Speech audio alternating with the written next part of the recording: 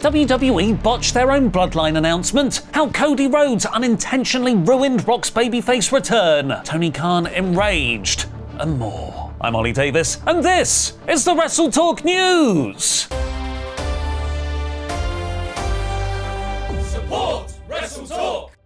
Do you struggle telling your fatus from your anois? Perhaps you sometimes get confused between your myvias and your fafitas. Well, now you no longer have to feel as bad, because WWE get it wrong too. On Friday's episode of SmackDown, Tonga Loa, the former Tangaloa in New Japan, got his debut WWE match announced for the King and Queen of the Ring Go Home show this Friday. The Street Profits versus the Bloodline Solo Sikoa and Tonga Loa, with WWE using a picture of Tama Tonga, Tonga Loa's brother. I can't wait for such other matches as John Cena versus The Rock, Tiffany Stratton versus Naomi, and, of course, Jimmy versus Jey Uso 2. WWE botching Tama Tonga Loa's debut match announcement is rather fitting, considering Loa mistimed his very first spot in the company, having to break up the tag match pin at Backlash, where the referee had to pull himself out of the ring. Tama Tonga will be pretty busy on that show, as he's facing Randy Orton in the King of the Ring SmackDown bracket final. But who do you think wins? Tama to set up a Jey Uso Bloodline final, or Orton to set up either a Ring King Gunther win, or Randy from out of nowhere to feud with Cody over the WWE Championship? Let me know in the comments down below, because I'll be replying to people. From out of Cargill losing to first Dragunov, now this, why can't I have all the big matches I want now? But that's not the only Bloodline-related botch from WWE this year. Considering how far in advance the Bloodline story is being booked, Solo's New Blood faction, yes, I am still trying to make that happen, was probably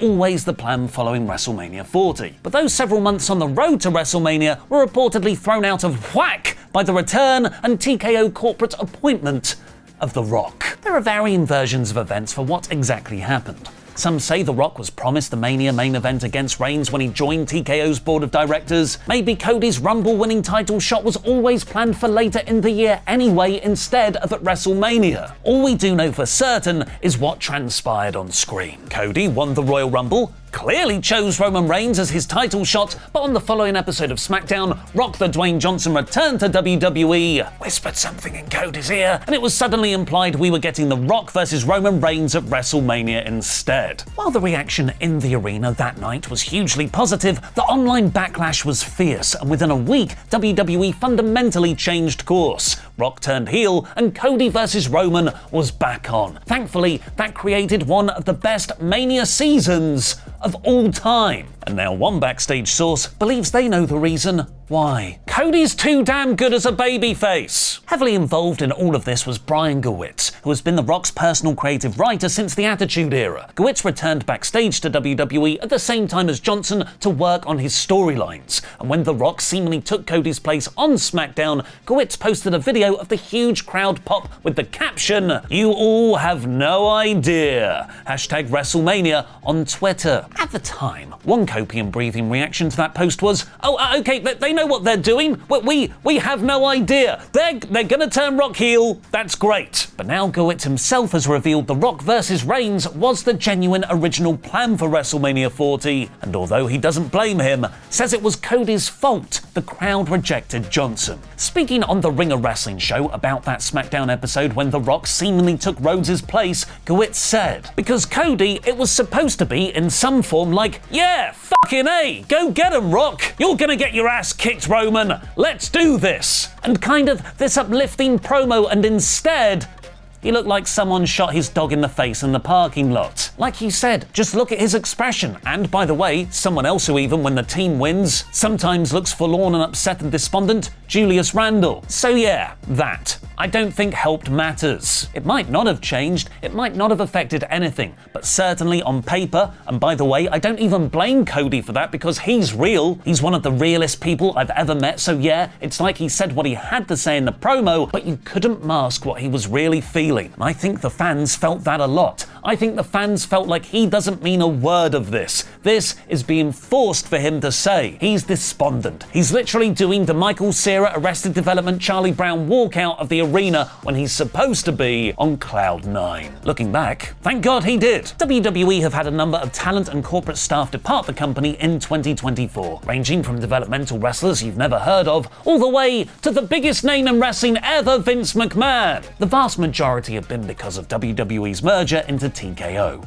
With new corporate overlords and cost-saving measures to implement, there has been a steady drip feed of unused talent being let go. The most recent batch was on the 3rd of May, which saw developmental talent Daryl Marson, Vlad Pavlenko, Ezekiel Balogun, Kaya Saint, Emma Diaz, Valenta Feroz, Keyshawn LaFleur, Trey Bearhill, and Julian Baldy, along with the bigger names of Drew Gulak and Gable Steveson. Fightful Select is reporting that Feroz and Boa were cut because of the amount of time they were out injured, which meant they fell behind in their training. They claim Trey Bearhill was let go because of his similarities with Eddie Thorpe, who used to be Carl Friedrichs in New Japan. That was described as a shock from Talent 2 production. What wasn't a surprise, however, was the release of Gable Steveson, the much-hyped Olympic gold medalist who was signed to WWE with much fanfare in 2021. Almost 3 years later, though, he hadn't progressed to the extent WWE needed him to, only having one televised match, which was bad. His real-life brother Damon Kemp, for comparison, has been wrestling frequently on Level Up and NXT since 2022. The Wrestling Observer added that Stevenson's big-money contract was also a factor, which WWE didn't feel he was living up to. Message for me. What's this? Breaking news! Valhalla farts! Liv Morgan has shockingly revealed that her former Riot Squad faction mate Sarah Logan, now Valhalla in WWE, would fart in the ring all the time. It stinks! Remember to subscribe and enable notifications to always on for any and all breaking wind news. Speaking of hot air, Konnan's been talking on his podcast again. In a recent episode of Keeping It 100, Konnan spoke about a tense encounter with AEW President Tony Khan at the end of 2022. Up until that point, Konnan had appeared several times for All Elite Wrestling, cameoing in an Inner Circle skit featuring in 2021 Stadium Stampede and helping Santana and Ortiz in their feud against FTR. During that time, he was also establishing a behind-the-scenes working relationship between AEW and the Mexican promotion he was working at, AAA. But in December 2022, Konnan booked Dragon Lee and Dralistico to beat AEW's FTR for the AAA tag team titles, where the day after, Dragon Lee announced he had signed with WWE. For the first time ever, a technically contracted WWE guy beat an AEW one, albeit in a AAA ring. Konnan claims he had already decided to put the belts on Lee and Dralistico before Lee had signed with WWE, but it still enraged Khan. Tony went off. He was like, yeah, why are you doing this? And I can't believe you did this and you stabbed me in the back and you should have told me before. Konnan apparently then asked Khan if he was telling him he couldn't work with WWE. Khan said no, he wasn't, but that Konnan should have told him what he was going to do. To which Konnan then claims that same day, and actually, just let me wait a second, I'm just gonna get my pinch of salt from down here and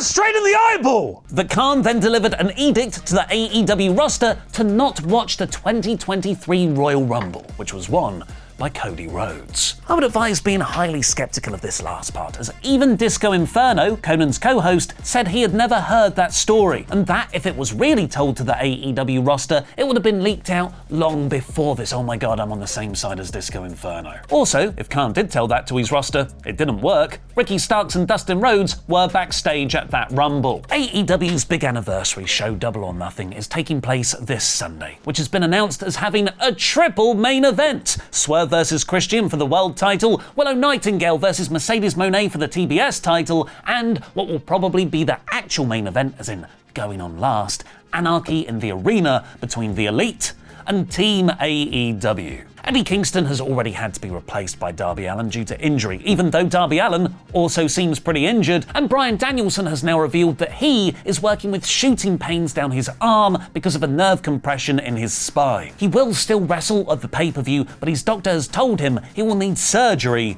pretty soon. Hopefully this is a kayfabe injury following the finish of his Dynasty match against Will Ospreay, but he is set to wind down his in-ring career later this year. Our biggest video of all time is now live, a near 2-hour documentary on Roman Reigns' Bloodline saga. Go watch it right now. Here's the trailer. Spanning nearly 4 years, Roman Reigns has been ruling as the head of the table. Fans were just so sick of being force-fed what they were supposed to like. Family, tradition, legacy, the responsibility of being champion.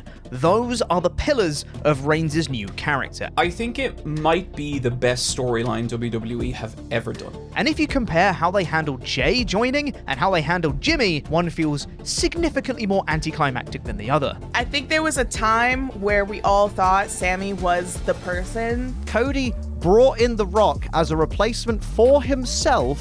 Who wrote that? Join me as I take a look at Roman Reigns as world champion and the Bloodline from start to finish.